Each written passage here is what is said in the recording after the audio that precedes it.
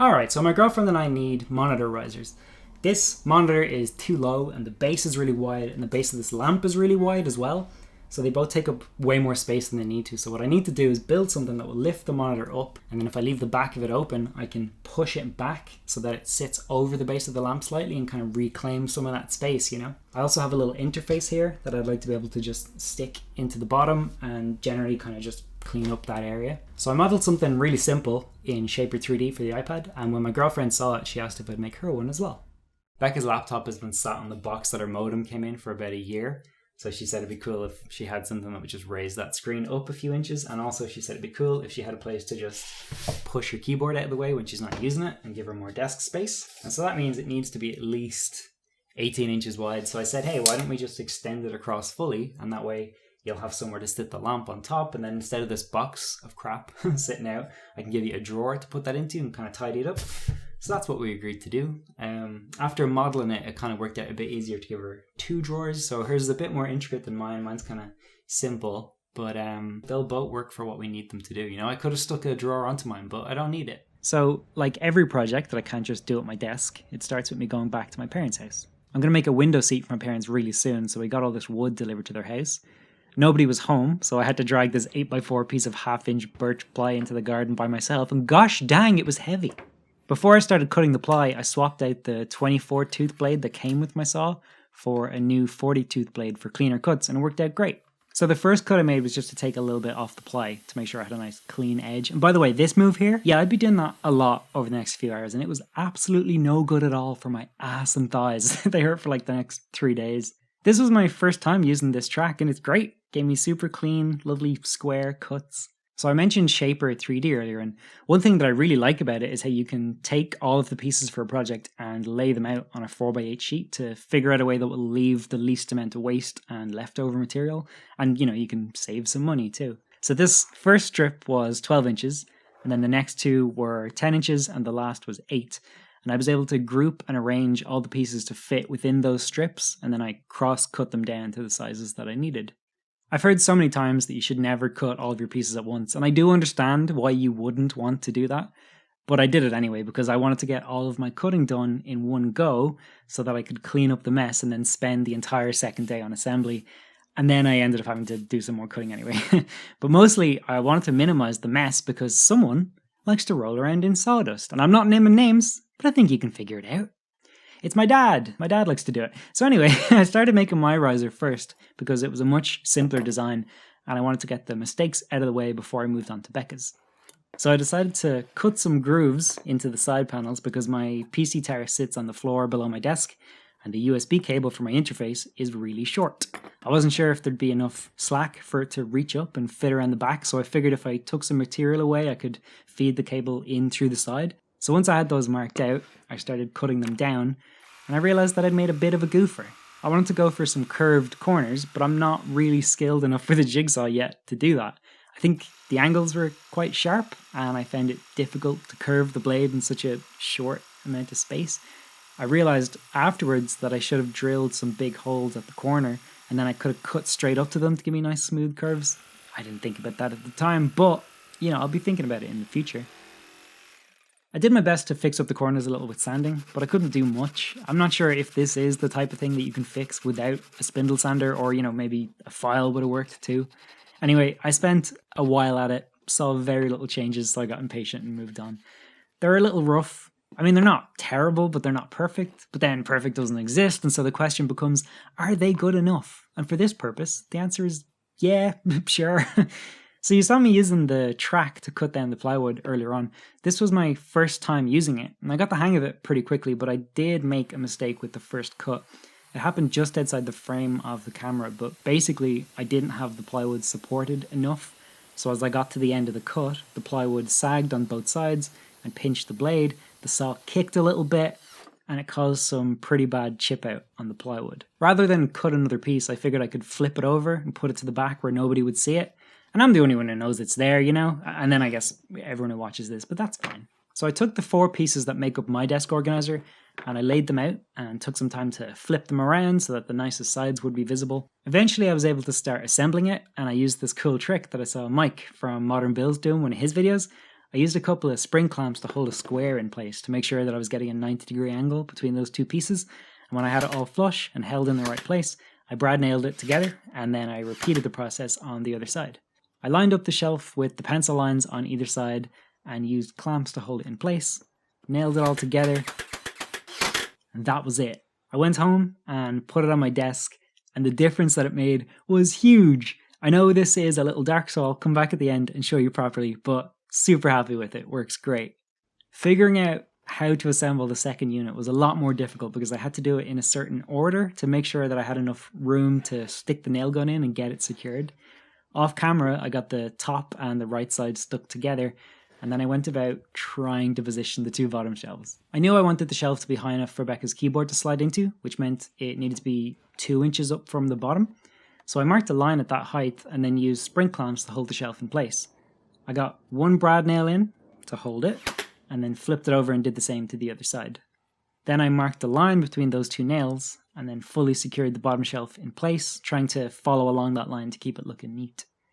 You can see here that it took a bit of wiggling to get the gun into the right position. It's pretty heavy when you've got the big battery in it and when you're holding it with one hand, so it's really hard to be accurate holding it upright like this. Nailing down vertically is a lot easier. One thing I've learned from this project is that spacer blocks are as important as the main pieces of the project, and you should cut them out specifically as well, instead of just grabbing a scrap piece that doesn't quite fit and trying to work with that like I did.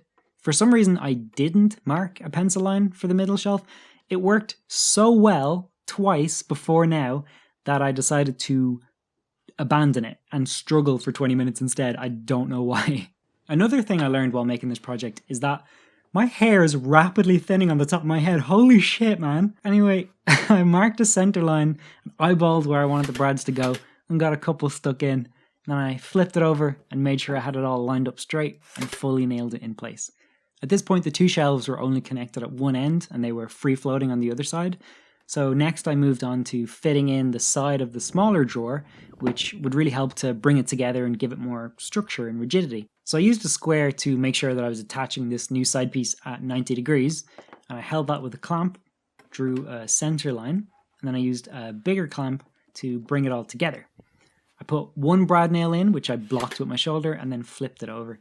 Figuring out the order to assemble it in had me so confused that I kept turning it over and around the table. I think I did a couple of laps of the workbench by the time it was fully assembled. So I checked the angle on the other side and marked the position on the frame and used a bigger squeeze clamp to bring it all tighter together. Hey, look, we've moved around the table again. I put a few more brad nails in to fully secure that side piece to the top, and now we're getting somewhere, you know, it's starting to come together. I used some clamps to straighten up that new side piece and to hold it in place. Again, I marked the center line and secured it with brad nails, and I feel like that is 70% of the video so far is just me saying that. So that middle shelf was still free floating, and my next step was getting that fixed in place. So I spent some time fiddling with the final positioning. I was really concerned with getting it straight, so I measured that opening on both sides a bunch of times and then made little adjustments until it was bang on. There was a lot of walking around and standing back and trying to figure out what the hell I was doing. Eventually, when I had it set to the correct height, I stood it up to nail the middle shelf in place. And I'm sorry for the framing here, it's terrible, but I think I was like still in a fugue state. I was so focused I forgot about the camera. Okay, now we're getting somewhere. It was starting to look like something and it was a lot more secure.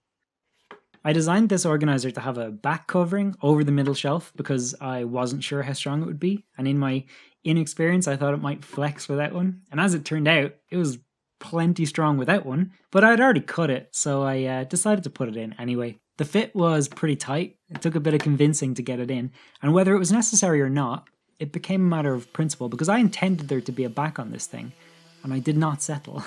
There was a bit of back and forth between sanding and then literally trying to wrestle the frame into a new shape, which obviously didn't work, and then sanding a little bit more, and after some more brute force, I got the back piece in place.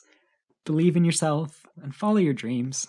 I did a little test fit with the remaining pieces and it looked pretty good, so I went about getting the second of the 3 leg pieces in place. I measured the opening on each end to make sure that it was even, and it was slightly out on one side, so I used a clamp to pull it into place by 1 millimeter or 2. If there was any bend in the plywood, I was basically trying to force it out and pin it in place. When I was happy that I had it in the right position, I pinned it with one brad nail. And then I did the same to the width, measuring it on either end to make sure that the opening was even and square. And again, when I was happy with that, I drew a center line along the top and fixed it in place. When that side was fixed to the top, I flipped it over and measured the opening on the other side. At this point, it was only held in place with one brad on the opposite side, and that meant that I had some wiggle room to square it up from this side. At first I used an F-clamp to squeeze it into place, and then I realised that it needed to go the other way, so I used a spring clamp to budge it up in the opposite direction.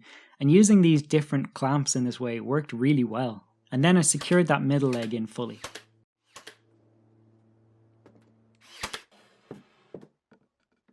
At this point, I was feeling like I was well and truly on the home stretch, and then I made some really silly mistakes. I clamped the base of the drawer opening in place and got some brads in to secure it on the outside edge. And then I turned it around and did the same to the inside. And then I realized that I never checked if the gosh dang edges were lined up before clamping it. And I stood there staring at it, thinking, what have I done and how did I mess it up now? What you say? For a second I thought about leaving it. And I told myself, maybe the drawer will still work, but it looked awful and I had to fix it, so I decided to hammer it apart and remove the base. I had a feeling I wouldn't be able to hammer out the brads, and that was correct. They're too soft and they just bend. What I ended up doing was bending them back and forth so that the exposed parts broke away and the rest of the brad would stay in the plywood. And it's definitely not ideal, but I didn't know how else to fix it. So I reclamped the base in place and drove some brads from the outside. And then I clamped that inside edge, taking special care to make sure that the sides were lined up. I put some more brad nails in, and the crisis was averted. Perfect. And now let me just take a big sip of water and then inspect my handiwork. Hang on, no. I had obviously held the nailer at too steep an angle, and the brads had gone through the base and they were sticking out on the inside. And it was so frustrating because I felt like I'd messed up right at the finish line. I forgot to film it because I was really annoyed and I just wanted to get it fixed. But I do have this shot of the carnage after it was all said and done. I ended up using a chisel to get in under the exposed brads and lift them up to where I could knock them back and forth with a hammer. In the end, it didn't affect the functionality at all, and that side was turned towards the wall anyway. But it obviously looks really bad, and I don't love that it happened. But you know, what can you do? I'll just try and be more aware of that in the future. So it was finally time to put the drawers together. I took the fronts and marked the center points by connecting the corners and then drew a line where they crossed. Originally, I wanted the drawer fronts to have these half circle holes at the top so you could pull them open. My plan was to leave these two drawer fronts connected together and then drill a hole with a Forstner bit in the center where they connected and then cut them in half. But I forgot and just cut them out separately right at the beginning. I did try to drill a hole at the top with a Forstner bit, but it was slipping all over the place. So I settled on putting a full hole in each drawer front. I definitely should have expected it to slip. I probably could have figured out some way to do it. But this new way was less effort, and I think they turned out a lot nicer this way anyway. My drill died in the middle of one of the holes because I hadn't charged it in about a year, so I switched to my dad's.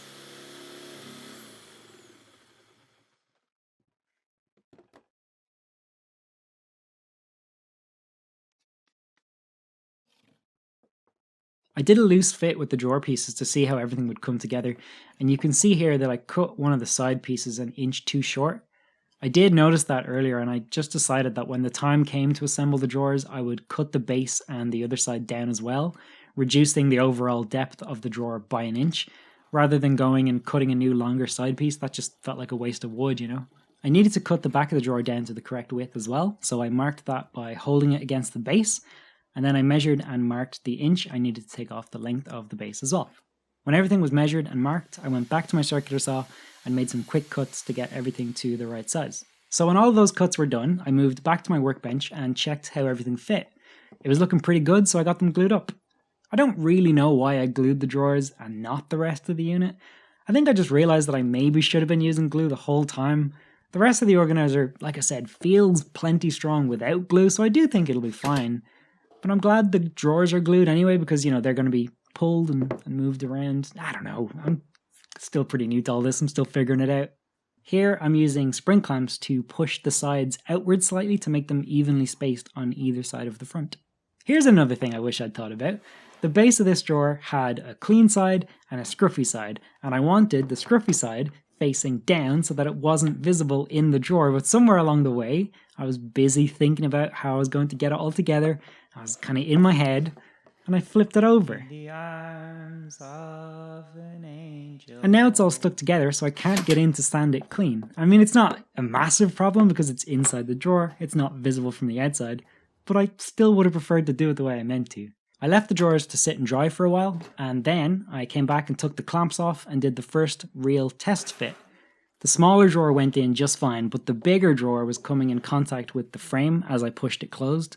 And look, I don't know why. I don't know if it was because the frame or the drawer wasn't square, but I was able to fix the problem later anyway, so it all worked, and I'll get back to that. Next, I flipped the organizer onto its front and got some blocks installed into the back of the drawer openings, which would stop the drawers from pushing all the way through. They were a nice tight fit, and they took a little bit of convincing to slot into place. I made sure the drawers were sitting flush with the front of the riser, and when I was happy with the positioning, I secured those blocks in place. Next, I applied some paste wax to the sides and the underside of the bigger drawer. If you're not familiar with paste wax, basically it reduces friction, and so by putting it onto this drawer here, my hope was that it would help to move it into place more smoothly. I left the wax to set for a few minutes and then moved on to breaking down the harsh edges with some sandpaper. I used an orbital sander to smooth out the front of the unit and to remove any pencil lines from the organizer and the smaller drawer front. Then after a few minutes I came back to the bigger drawer and buffed out the wax with a clean cloth. And I'd been hoping that the paste wax would help to fix the problem of the drawer hitting the frame, and it totally did, and now it just slides right into place. That's great. I did a little bit more sanding and I removed the pencil lines from the face of the bigger drawer, and that was it. The next day we moved it into place on Becca's desk, and she loves it, and so do I. It has really made such a huge difference, and I'm just really happy with how they both came out. And then the whole thing fits. That's like a glove. Yay! You can tell how long it took me to edit this video because all my hair grew back. Well, not all my hair. Gotta stop mentioning it. Seems like I'm real self-conscious about it. We've been using these for a few weeks now, and they've made such a huge difference. I'm super happy with them, really glad I made them. Probably could have been a little more timely. You know, we're like a year and a half into working from home at this point, but better late than never. I sit here working away and I look at mine from this angle, so I kind of don't really see any of the little imperfections. I gotta be honest, the first time I sat down and I looked at my screen, I did think, oh no. I just thought it was like way too high, but just took a little bit of getting used to, and it's great. I'm really happy with it. If you've enjoyed this video, give it a thumbs up maybe. Sure, why not? And maybe consider subscribing if you're not already, and I'll see you next time. Thanks for watching.